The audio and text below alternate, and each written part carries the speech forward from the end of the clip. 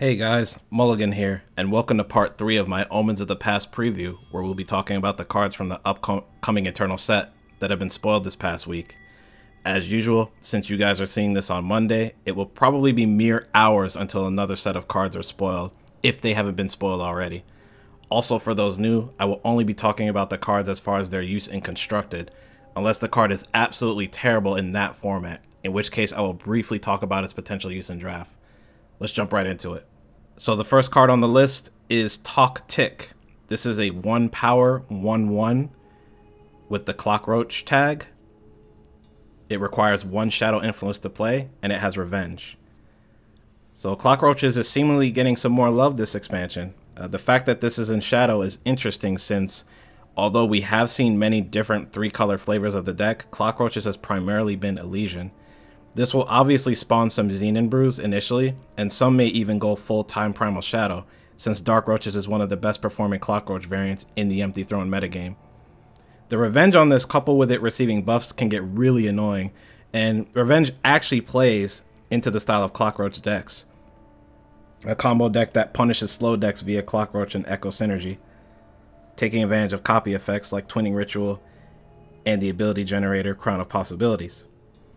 Now, this will entirely hinge on if the card Clockroach will buff this card.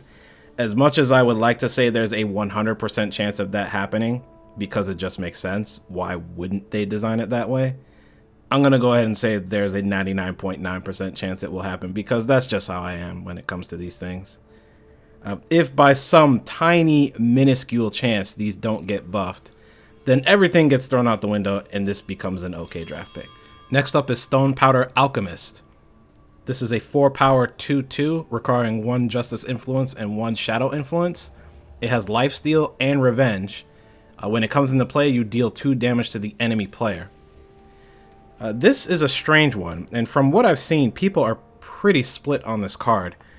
I am also split. It's definitely a decent draft pick. That reminds me of Stone Scar Magus, so let's get that out of the way. As far as Constructed, it does give Argenport some kind of reach, which the faction is seriously lacking, but it makes sense. Neither Shadow nor Justice are known for direct damage effects. Combined with Argenport Instigator, this could make some noise in an aggro deck that doesn't really want to go past 4 power. But it might be good even in mid-range decks, especially with a card later on that we'll touch on. Lifesteal adds to the strategy, since it can help you race another aggro deck. Unfortunately, being an Argenport unit, this competes with Impending Doom, the best 4-drop flyer in the game. And I think people would rather have an undercosted 5/5, at least when it comes to an aggressive Argenport deck. Not to mention there's Hammer of Might.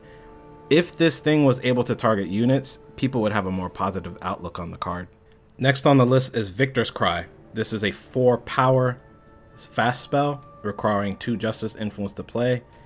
It has Revenge, and you give 1 of your units +5/+5 this turn.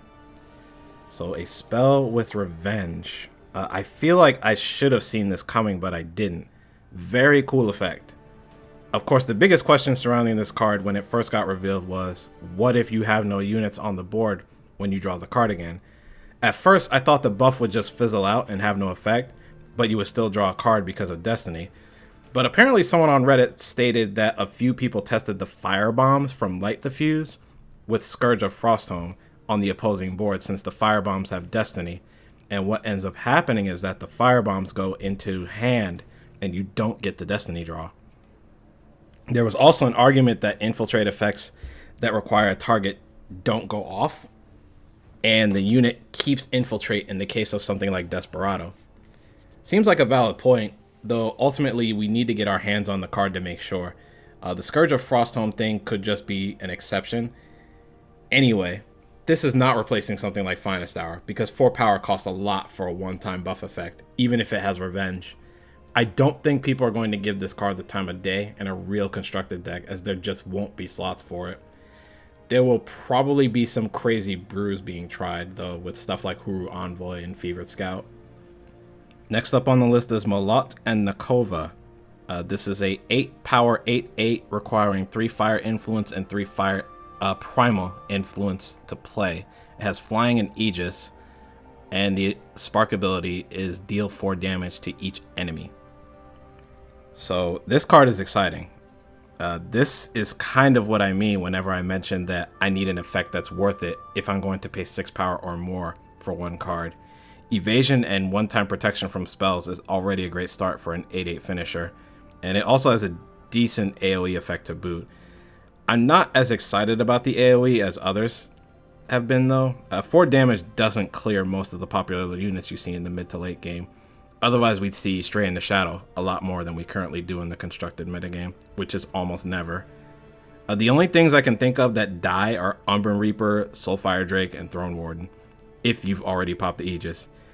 And being that you're in Skycrag colors, it's very likely you have. The 4 damage to the face shouldn't be ignored though, as that makes this thing a 3-turn clock if your opponent is still at 25 health.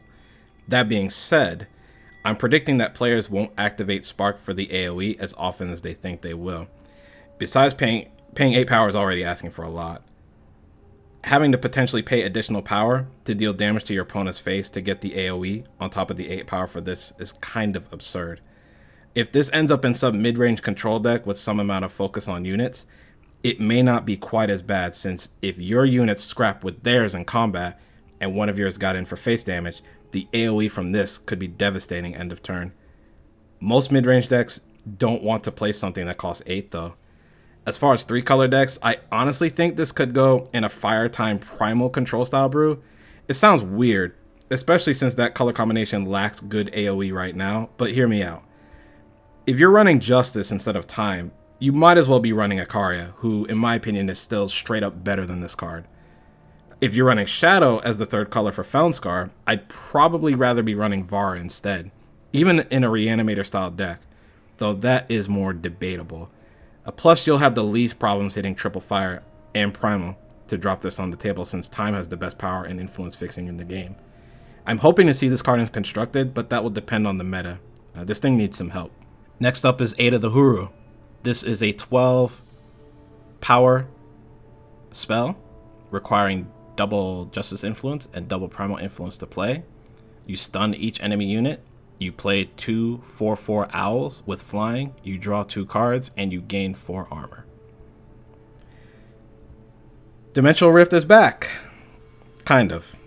For those that don't know, Dimensional Rift was a found legendary back in closed beta that was removed from the game once Eternal went into open beta. Now, there are some obvious differences. Ada the Huru costs more, but doesn't have any random effects at all. Dimensional Rift was tried in some crazy brews, but never saw any serious play. And unfortunately, I think that will be the case for this card as well. I personally don't think Ada the Huru is a bad card in itself, but 12 power is just too much to pay for the effect. I think this only sees play in a specific metagame where aggro and time-based decks are not popular, which we've basically never had. The stun doesn't hit Sandstorm Titan, which is almost every time deck plays. And while the owls, the card draw, and the armor gain are appreciated, they feel kind of underwhelming for something that costs 12. I get that they basically combine Wisdom of the Elders, the Great Parliament, Crystallize, and Reinforce into one card. But there's a reason why the effects of those cards are cost efficient. You want Crystallize and the Great Parliament in the mid to late game. You want to be able to draw 2 cards off Wisdom of the Elders for a fairly minimal cost, depending on the situation. And you never want to play Reinforce in your constructed deck, ever. Joking aside on the last one, this obviously could fit in something like Time Justice Primal Control, or just Huru Control. It does help you stabilize, but Harsh Rule stabilizes you on turn 5 most of the time. Are you going to be able to stabilize often on turn 12? I doubt it. People have mentioned you can combo this with Island or Westwind Herald, but I think that happens even less often than hard casting the card. Especially with Westwind Herald. How are you consistently getting aid into the void?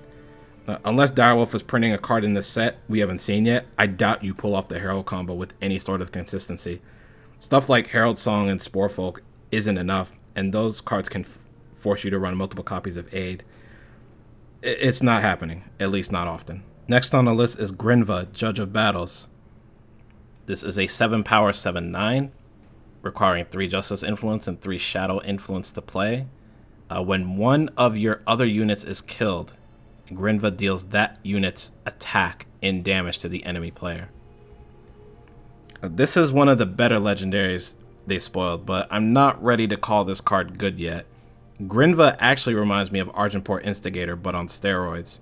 The thing with Instigator, though, is that in certain board states, he takes #1 priority on what dies on the opponent's side first. Grva will have that same target on her back, I'm afraid, especially since this is a 7/9 threat on its own. Now, because Instigator's effect goes off even if he's killed, I'm expecting Grva to work the same way when it comes to effects like Harsh Rule. I'd be expecting some insane lethals off of Grva if she sticks. I think she can fit in Argenport midrange if you're willing to build the deck and adjust your power curve with her in mind. A deck like that wouldn't mind playing a board reset in Harsh Rule. I'm hoping this sees play, as she provides a more interesting way of adding reach to Argenport that isn't typical burn spells, especially between her, Instigator, and Stone Powder Alchemist. If cards like that are going to be part of the theme of Argenport, though, we need more constructed viable ones, as Alchemist is pretty fringe. Next up is Moment of Creation. This is an 8-power spell requiring 2 Fire Influence and 2 Time Influence to play. You play 2 Sentinels with attack and health equal to the number of spells in your void. So this is a strange one, but only because of our limited knowledge of the cards in this new set.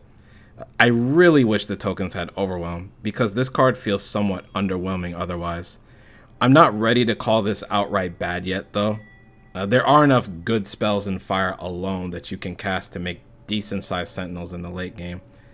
Time has always been about its units, but there are some decent single-faction spells I would consider playing, like Ancient Lore, Find the Way, and even Slow. As far as decks, this obviously does not fit in Praxis tokens at all. Not so much because of the spell use requirement, but because this costs 8. You could argue, well, there are Shimmer Pack decks that splash fire, but Shimmer Pack is way more impactful than this card. I don't even know if this would fit in a Praxis mid-range build either. There are probably enough spells to make decently sized tokens, but mid-range decks typically don't want their curve going that high if they can help it. Maybe if there turns out to be a decent Skycrag control build, we could see them splashing in time for this card. I want to see if there will be any other Praxis spells that are constructed playable in this set, as that will determine the playability of this card. If it doesn't see play, I won't be surprised though. Next up is Mask of Torment. This is a 5-power relic requiring 1 Time Influence and 1 Shadow Influence to play. You gain +1 maximum power. It has Life Force. You gain an additional +1 maximum power. And it has an ultimate where you pay 25 to play the Tormentor. So I'm pretty excited for this card, and I think this is the best one of all the legendaries they spoiled. It's already been confirmed that you get +1 maximum power every time you gain life with this card, unlike the Life Force cards we've seen so far, where their text specifically states when you get the effect, like at the end of turn or etc, etc. We already have good cards with incidental life gain, like Temple Scribe, Lumen Defender, and Var's Favor in Xenon alone. Things get really interesting if Justice is in the mix with Combre Healer, Spirit Guide, and even Stronghold's Visage, though the latter might be seen less likely in a Time Justice Shadow build if you're running Mask and Blood Call Invoker. I like the ultimate on this card. It's designed to give you something to work towards, though in reality it will be extremely rare hitting 25 power in a game. It does kind of suck that you only get the Tormentor as well and not a more immediate game ending effect, although 8 damage in the air is a good clock on its own. This allows you to actually play Mystic Ascendant on turn 6 with power in hand for guaranteed value instead of waiting until turn 7 to get it. It's also harder to get rid of with the current crop of known Relicate we have, since the ones revealed so far are multi-faction cards in Banish and Shatterglass Mage, and the ones from set 1 mostly suck, so your extra power is more likely to stick around. Although there is another multi-faction card that has attachment hate in the card text that we will talk about later on. Now, if it does get removed, sad times, since you lose all that power. I'm still excited for this card though, and just Xenon in general, and I feel like Direwolf is really trying to push Xenon into the forefront with this set, at least from what we've seen so far. Xenon Control has a chance to stand on its own as a viable archetype, I feel. The 3 color flavors with any splash, even fire, may turn out to be good as well. Next up is Inquisitor Makto. This is a 5 power 5/5, requiring 2 Justice Influence and 2 Shadow Influence to play. It has flying and revenge, and Makto's revenge never ends. So there was a lot of initial hype around this card, and for good reason.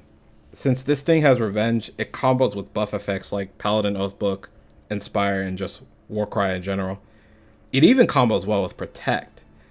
For those that still don't know, it was confirmed the card still gains Destiny, so it will come into play immediately if you draw it again, and then we'll have Revenge again. A few people were making comparisons to Dawnwalker, and I agree enough to consider it a bad Dawnwalker effect, since Makto doesn't come back into play immediately, despite all the pros it has over Dawnwalker. I don't want to get too excited, but the value you could potentially get off this is insane, since Makto can be a constant 5 damage source in your deck that has evasion. It's a great card, as long as it doesn't get silenced. Auric Vigilante getting silenced isn't that big a deal. This getting silenced though, huge. Also, Argenport is kind of getting stacked in the 5-drop slot, where they weren't exactly hurting with Oathbreaker, Umbran Reaper, and even Silverwing Commander. Makto is better than Commander, and probably better than Oathbreaker, but I'm not positive on the latter. I think Reaper is still just as good as this card, but I think mid-range decks will want Makto while the more aggressive ones will want Reaper, so they won't exactly compete with each other. Both are super weak to silence anyway, though Reaper gets hurt by it more than Makto does.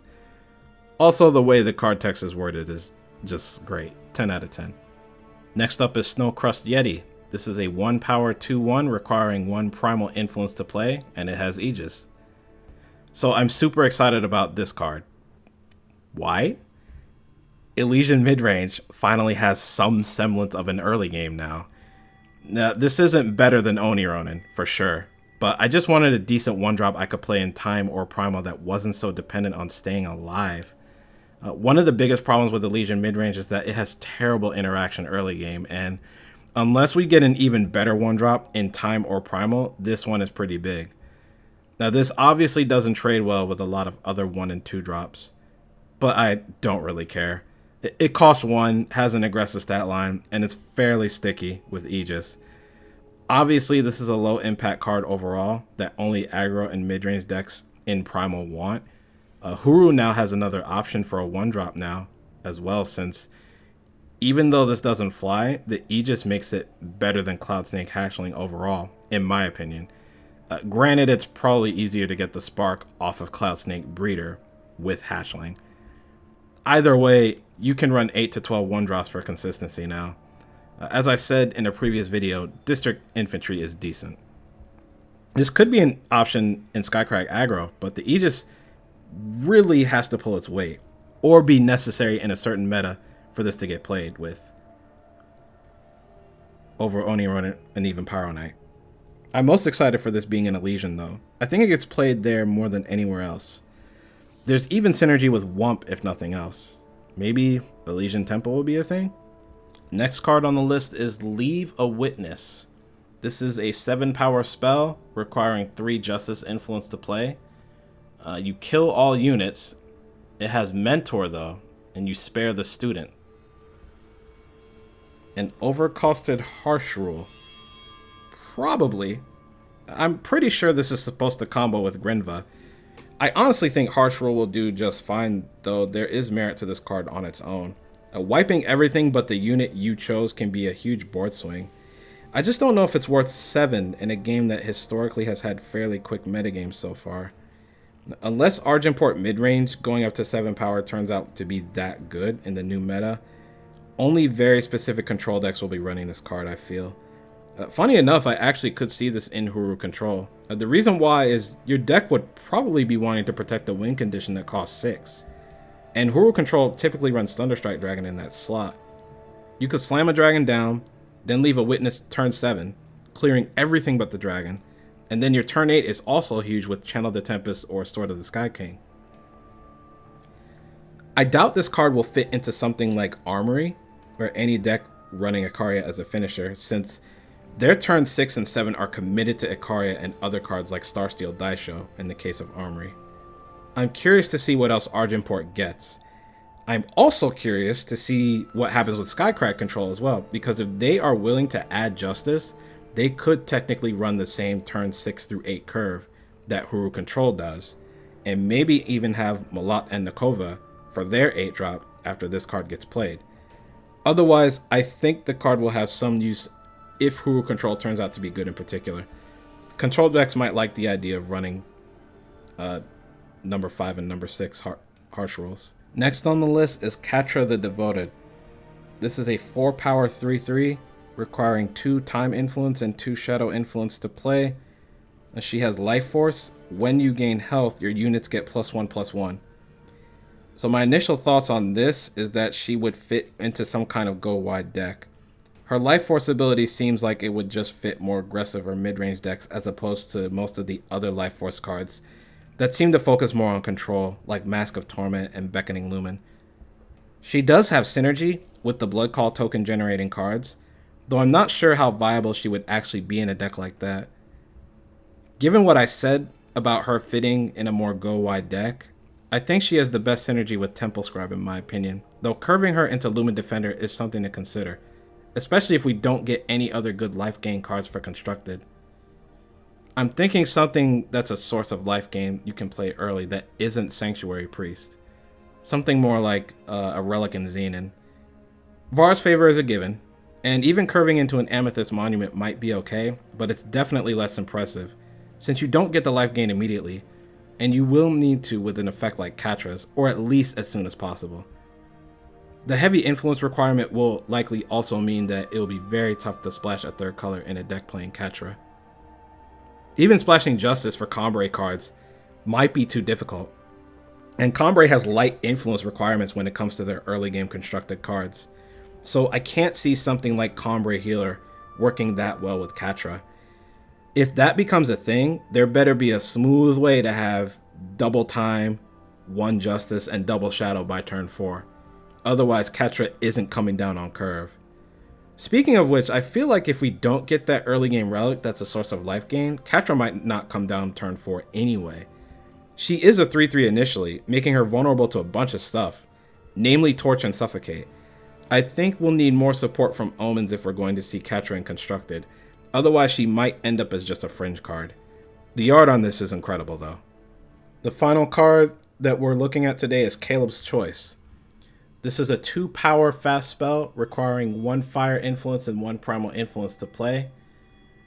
You can either negate an enemy spell with a single faction or kill an enemy attachment with a single faction. So I'm going to have to try really hard not to call this Kayla's favor if this card ends up seeing a bunch of play. But anyway, we finally get to see the first modal card that Direwolf was hinting would be in this set a few months back. The card is good. Most spells being played are not multi-faction, and nailing stuff like a buffed Auric Runehammer, a Xenon Obelisk, or a Paladin Oathbook is nice. Even hitting Permafrost or a Hammer of Might is pretty big. However, I ultimately think this will see play depending on the meta we are in. Despite most popular spells being single faction, the counterspell ability is even more limited than Backlash is, and that still doesn't see much play. Which means we would need to continue to see a metagame where Armory and decks that rely on relics are dominant. Another issue with that in the case of Armory is that most of their relic weapons are multi-faction, which this doesn't hit. Missing out on Crystalline Chalice is kind of a bummer too. I also think we need to see the rest of the set, as Skycrack still needs some more help, I feel. I'm not quite as hyped for this card as others have been, but Kayla's Choice is absolutely not a bad card at all, and Skycrag will likely include these in their decks, regardless of what happens. It was also confirmed that this is part of a cycle of cards, so we will be seeing choice cards from the other Scions in the story as well, so I'm very interested in seeing those. I love this artwork too, by the way. Thanks for listening to my thoughts on the spoilers from the upcoming Omens of the Past set that we got this past week. Again, we will probably be either seeing new cards spoiled a few hours from the time this video is uploaded, or they may be here already. If you liked the video, feel free to hit the like button. If you didn't, then feel free to dislike it, but let me know in the comments section why you didn't. I always appreciate feedback as long as it's constructive. Also, let me know in the comments what brews you guys are thinking about trying when the new set finally drops. I've got other Eternal content on this channel as well, like the Eternal Era series. If you guys want to look at the misplays I make with certain decks and learn from them, I also do discussion pieces on what I've learned playing certain archetypes, some tournament matches, some ladder highlights, even the best runs I've done in the new event mode recently introduced. So feel free to look around. Anyway, thanks for taking time out of your day to watch this, and I'll see you all soon. Take care.